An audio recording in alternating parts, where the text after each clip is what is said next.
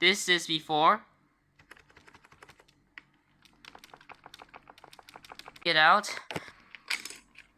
You'll apply the loop normally on the stem, but I'm gonna prefer to apply the loop into the stem and the hole.